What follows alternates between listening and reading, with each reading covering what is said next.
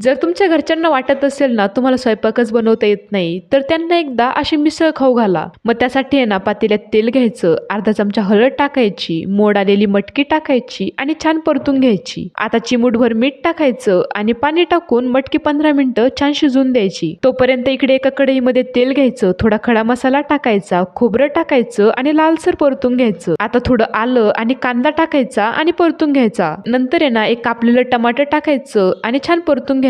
हे परतलं की सगळं काढून मस्त थंड होऊन द्यायचं. आता त्याच कढईमध्ये थोडीशी खसखस टाकायची आणि छान भाजून घ्यायची. नंतर आहे ना हे सगळं मिक्सर मध्ये टाकायचं आणि त्याची छान पेस्ट बनवून घ्यायची. आता आहे ना एका दुसऱ्या कढईमध्ये तेल घ्यायचं, आलं लसूणची पेस्ट टाकायची आणि छान परतून घ्यायची. आपण आता बनवली ना ती पेस्ट टाकायची आणि छान परतून घ्यायची. आता यामध्ये अर्धा चमचा हळद, 1.5 चमचा लाल मिरची पावडर, 1.5 चमचा धना पावडर, अर्धा चमचा जिरे पावडर आणि मिसळ मसाला टाकायचा व मसाले छान परतून घ्यायचे. आता उकडलेली मटकी टाकायची. मटकीचं पाणी असतंच, पण तुम्हाला जास्त रस्सा हवा असेल तर तुम्ही ऍडिशनल पाणी पण टाकू शकता. चवीनुसार मीठ टाकायचं आणि मिसळचा रस्सा 10 मिनिटं छान शिजून द्यायचा. आता लगेच एका प्लेटमध्ये रस्सा टाकायचा, थोडी शिजलेली मटकी टाकायची आणि फरसाण टाकून मस्त मिसळ सगळ्यांना खायला द्यायची.